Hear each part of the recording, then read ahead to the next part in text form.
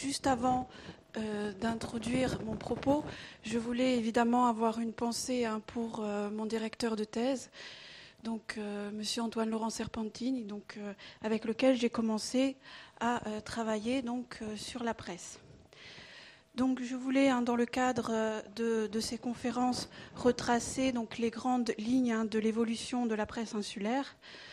Donc, en partant de la presse comme organe du pouvoir créé par les hommes d'État, jusqu'à au début, à la fin 19e, début 20e, la presse qui est un miroir de la société, miroir déformant évidemment de la société insulaire.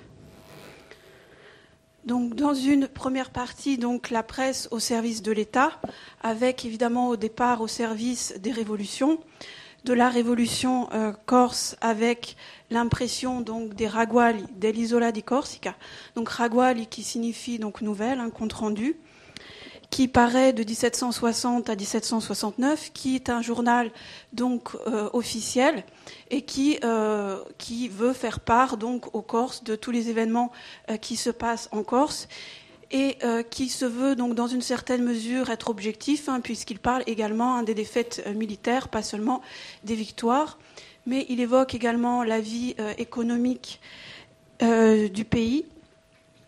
Et il a également l'ambition, puisque là vous voyez qu'il est partagé en deux entre le nord et le sud, il a également l'ambition de donner des nouvelles de toute la Corse pour essayer de faire l'union des Corses entre eux, puisqu'à l'époque on est beaucoup plus d'un village ou d'une piève que de la Corse entière. Et pour qu'il y ait une révolution, il faut qu'il y ait évidemment un sentiment d'appartenance.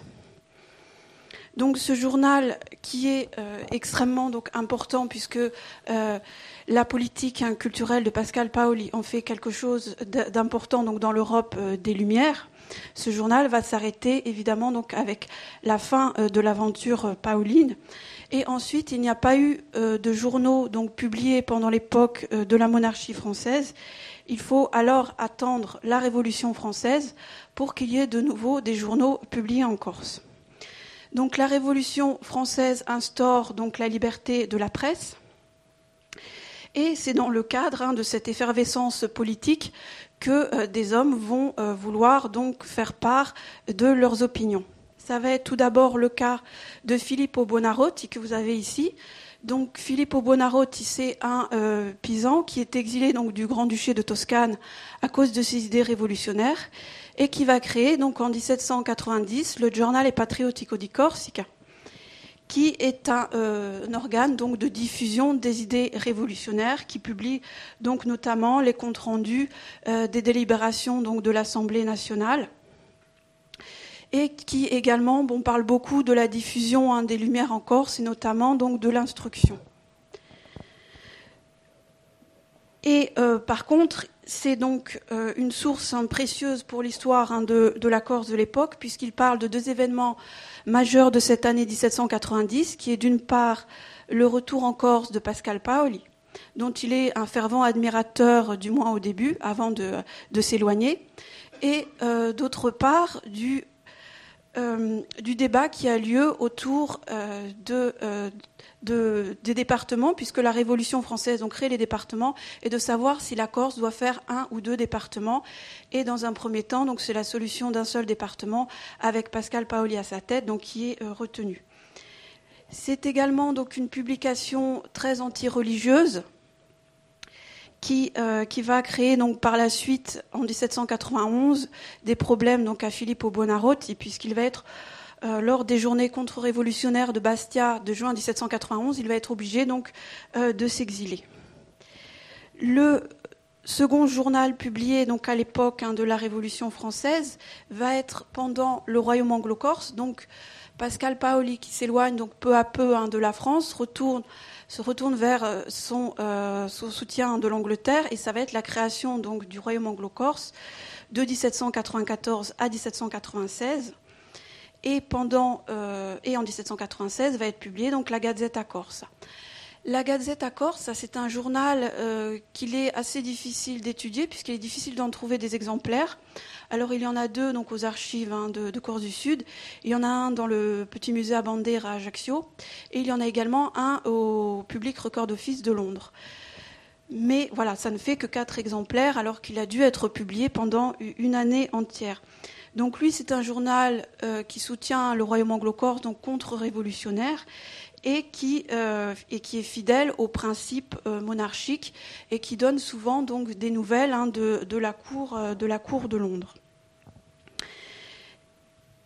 Et ensuite, il y aura à nouveau plus de journaux publiés sous Napoléon. Et il faudra donc attendre la période de la Restauration, donc après la chute du Second Empire. Et là, on est toujours dans le cadre de publications créées dans un but essentiellement politique et administratif. Donc ça va être le cas du journal de la Corse, qui s'appelle donc dans un premier temps un journal du département de la Corse, qui est une création donc préfectorale en 1817 pour être la voix de la préfecture. Je cite, « Les actes administratifs y gagneront une utile publicité et les maires qui pour la plupart connaissent peu le français y trouveront en italien la substance des lois qui les intéressent. » Donc vous voyez sur le premier numéro, donc il est publié en bilingue, donc il va rester publié donc de manière bilingue jusqu'en 1824. Et après, si on lit, donc si on regarde avec précision le journal, on se rend compte qu'il y a toujours des articles qui sont publiés en italien, mais qui sont des articles assez particuliers, donc jusque dans les années 1830 et même 1840, qui sont les articles sur la perte de chevaux. Donc là, qui s'adresse à une autre catégorie de la population, qui s'adresse plus aux élites des villages pour les lois et les décrets, mais qui s'adresse véritablement à une population beaucoup plus rurale. Et parfois, il y a même juste la description du cheval qui est faite en italien. Et donc, à part donc ces articles, ce journal ne publie pas d'informations sur la vie en Corse. Ça va être que plus tard, au cours du XIXe siècle, où on va véritablement commencer à parler des événements qui se déroulent.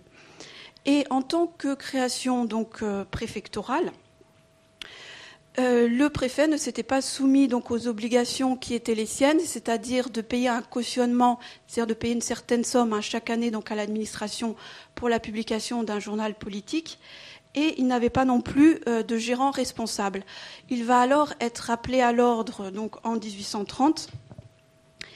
Et il s'explique donc ainsi donc au ministre de l'Intérieur. Quoiqu'il parût sans cautionnement et sans gérant responsable, j'avais pensé qu'il ne devait pas cesser d'être l'objet d'une mesure exceptionnelle, qu'il importait de ne pas rompre le seul lien de communication à l'intérieur de la Corse avec la mère patrie et de répandre de temps à autre dans tous les points d'une île encore loin de la civilisation des germes de sociabilité, des principes de tolérance, de liberté, de patriotisme et de dévouement à la France et au roi des Français. Donc voilà, ce journal est censé donc apporter la civilisation donc en Corse et il va être obligé donc de se soumettre aux nouvelles réglementations donc à partir surtout de 1836. Donc c'est un journal qui, selon donc son principe de départ, est un journal gouvernemental et qui va changer d'opinion selon les différents régimes en place au XIXe siècle et les régimes changent beaucoup. Donc à partir donc de la Révolution de 1830, il va changer de titre pour le journal libre de la Corse, c'est l'exemplaire que vous avez à côté. Et ensuite, sous la Seconde République, sous les débuts de la Troisième République, il va changer de titre encore pour le Républicain. Mais justement, donc cette révolution de 1830 qui est née donc en partie à cause donc des ordonnances du roi Charles X. Donc l'une des ordonnances était contre la liberté de la presse. Cette révolution et le régime qui s'en suivit, donc la monarchie de Juillet, va être plus favorable à la presse. Et donc c'est sous ce régime que se situent les débuts donc de la presse d'opinion en Corse. Bon, c'est un régime plus favorable, mais ce n'est pas évidemment la liberté de la presse. Donc la presse d'opinion va naître à Bastia, puisque Bastia reste la capitale intellectuelle de Corse.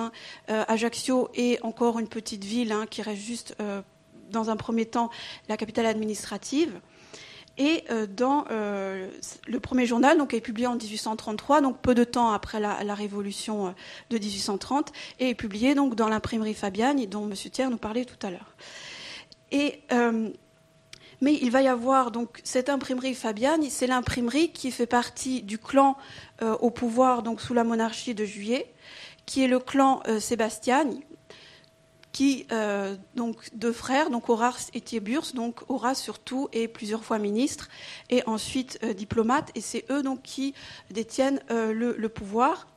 Et cette revue de la Corse va changer ensuite de titre pour l'insulaire français, dont vous avez ici donc un exemplaire avec donc un bateau à vapeur qui est synonyme de moyens de communication performants et vraiment de modernité.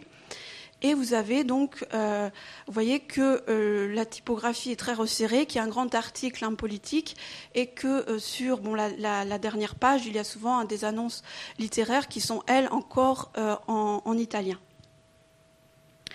Et donc l'insulaire français, il fait partie donc du clan Sébastiani, et il est notamment aidé par le préfet qui lui donne de l'argent pour le cautionnement et qui prend aussi un certain nombre d'abonnements, puisqu'à cette époque, le journal est vendu uniquement par abonnement, on ne vend pas les journaux au numéro. Et donc cela montre le soutien que le pouvoir en place adresse donc à ce journal. Mais les opposants donc au clan Sébastiani, qui se trouvent surtout dans le domaine des avocats donc à l'époque, vont vouloir créer un journal concurrent qui va s'appeler donc l'Écho de la Corse, qui est créé donc en 1838 par surtout Joseph-Marie Jacobi, qui est de tendance républicaine. Donc ce journal-ci, lui, il est publié par l'imprimerie donc concurrente des Fabiani, qui est l'imprimerie Battini. Et qui, Battini, lui, n'est pas un idéologue et qui va se vendre au plus offrant. Donc, pour mettre un terme à ce journal qui déplaît donc fortement aux Sébastiani, on va offrir donc un contrat à Battini qui va partir donc travailler pendant 3 ans à l'imprimerie à Ajaccio. Mais dès qu'il rentre, donc il part de 1839 à 1842, dès qu'il rentre, les anciens associés donc, de l'Écho de la Corse vont retourner le voir pour créer un nouveau journal. Ce nouveau journal va s'intituler Le Progressif de la Corse. Et pour le préfet, c'est un journal d'une hostilité et d'une violence égale à sa mauvaise foi. Les passions les plus funestes sont excitées et tous les scandales se produisent avec une incroyable audace. Ce journal, lui, va disparaître en même temps que l'imprimerie Battini, qui disparaît pour une question d'édition, de n'avoir pas demandé d'autorisation pour la publication d'un ouvrage. Et ensuite, ce journal, donc le Progressif de la Corse, va reparaître pendant la Seconde République. C'est pour cela qu'il s'intitule Le Progressif de la Corse de 1850. Et là, donc, cette nouvelle tentative, toujours avec la même équipe éditoriale, ce journal va être supprimé peu avant le coup d'État qui donnera naissance donc, au Second Empire. La presse est vue donc à cette époque comme quelque chose d'extrêmement dangereux, et c'est notamment donc les raisons pour lesquelles on refuse à Jacques Luciani, donc qui est un Cortenay, de créer une imprimerie pour par la suite créer un journal. Donc je vous donne donc l'opinion du préfet. Je cite: La Corse, dit-il, n'est pas faite pour certaines institutions. Les passions sont trop incandescentes et l'expérience a prouvé que l'on y abuse d'une manière bien scandaleuse des moyens de publicité que donne la presse. Donc ensuite, donc sur la période du Second Empire, les choses vont un petit peu se modifier, puisqu'il va y avoir une création beaucoup plus importante de journaux, puisque 16 journaux vont être publiés donc en Corse sous le Second Empire, dont 13 sont des créations. Donc 5 parmi ces journaux vont être des journaux politiques, et il y a également donc des journaux plus littéraires, comme l'Abeille de la Corse que vous avez ici, ou encore la Revue littéraire de la Corse, qui est publiée donc en 1859 à Ajaccio. Mais donc ces expériences sont assez brèves, puisque donc la Revue littéraire n'est publiée que pendant l'année 1859.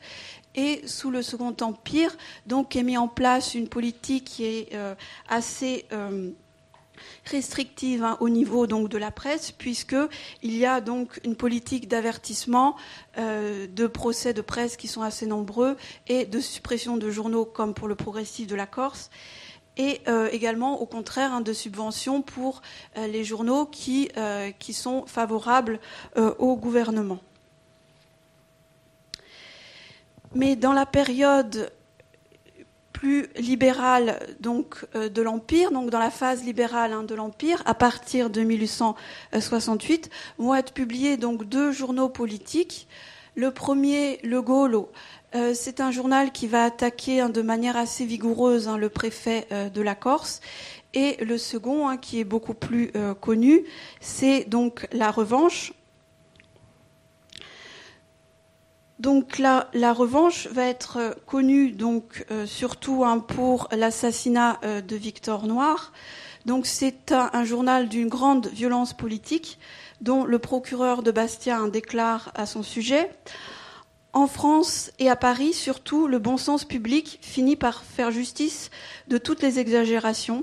Dans un pays comme la Corse, où le sang est facilement versé, la polémique injurieuse de La Revanche aura, je le crains, des conséquences funestes. Donc, ce qui a été le cas, puisque à la suite d'une série d'articles publiés par Pascal Grousset contre les Bonaparte et en particulier le prince Pierre, il y a eu une réplique dans l'Avenir de la Corse, donc qui est un journal corse de Paris, et un duel a été envisagé. Et lors de l'envoi des témoins, le prince Pierre donc a tué Victor Noir, et cela a créé donc une vive émotion en Corse comme sur le continent. Et le prince Pierre a été donc incarcéré, mais par la suite, il sera donc acquitté. Cet épisode montre que la presse commence à être plus libre sous la phase, donc la dernière phase du Second Empire, avant évidemment donc la grande période de l'âge d'or de la presse, donc à partir de la Troisième République. La Troisième République va modifier de manière radicale la législation sur la presse et l'imprimerie. Donc, elle va supprimer le brevet d'imprimeur. Donc, tout le monde va pouvoir devenir imprimeur et créer donc par la suite un journal. Et surtout, à partir de 1881, donc la grande loi sur la liberté de la presse. La presse va connaître alors un fort développement en Corse, puisque plus de 200 journaux vont être publiés sur la période 1870-1914. Ceci est dû évidemment donc également à l'amélioration des moyens de transport, notamment le train sous la Troisième République. Donc le fait d'avoir des nouvelles fraîches, puisque c'est important pour la presse. Et également la baisse du prix du journal, puisqu'à partir de la Troisième République, le journal donc, va être vendu donc, au numéro et à 1 sou, c'est-à-dire donc à 5 centimes, ce qui en fait donc quelque chose de populaire. Et il y a donc un fort engouement pour la presse dans l'île. C'est ce que dit donc Paul Bourde dans un témoignage donc, en 1887, donc je cite: « Le voyageur qui débarque est assailli dans les rues par de petits crieurs de journaux dont l'accent ignore les syllabes muettes et dont l'aplomb ne cède en rien à celui des camelots du boulevard. Le voyageur apprend dans ces journaux que les adversaires du journaliste sont d'incommensurables coquins ou de monstrueux imbéciles, car on se tire à balles dans la presse corse comme dans le maquis, c'est le ton ordinaire de la première page. » Et donc, je vous ai dit que sur la période, il y avait plus de 200 journaux. Évidemment, tous ces 200 journaux, il y en a eu donc beaucoup qui ont été éphémères. C'est le cas des 2 que vous avez ici. Bon, la Justice Corse, c'est un cas à part puisqu'il n'y a eu qu'un seul numéro. C'était donc à l'occasion d'un procès, c'est-à-dire qu'avant on publiait sous forme de brochure. Là, étant donné qu'un journal c'est encore moins cher, on va publier sous forme de journal. Et le Vengeur ajaccien qui n'a eu que quelques numéros. Mais il y a eu par contre de grands journaux donc à l'époque, dont les titres sont encore dans les mémoires, Le Petit Bastiais, Bastia Journal, le Journal de la Corse, qui eux sont publiés entre 3500 et 4000 exemplaires. Et donc à cette époque, comme la presse est libre, il va y avoir donc une diversité des opinions politiques. Et dans un premier temps, il va rester donc des journaux bonapartistes, surtout à Ajaccio, qui reste vraiment le dernier précaré donc du bonapartisme, avec donc dans l'imprimerie de Joseph Pompeani, qui est un militant bonapartiste, donc avec dans un premier temps l'Écho d'Ajaccio, et qui va ensuite, donc à cause de problèmes judiciaires, se transformer en l'Aigle.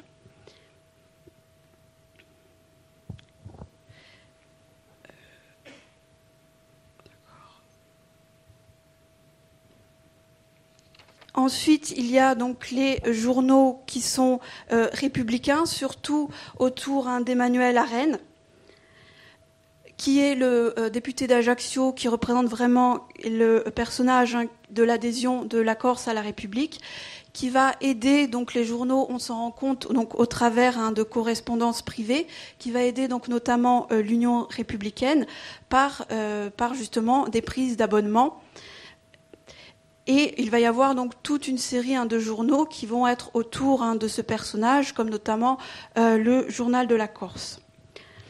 Et ensuite, donc au début du XXe siècle, il va y avoir donc là une presse de militants qui sont des personnages plus particuliers, comme c'est le cas de Louis Coste, du village de Cogno, qui est le secrétaire de la Fédération socialiste corse, donc jusqu'en 1919, et qui va donc dans son œuvre de propagande vouloir publier donc plusieurs journaux.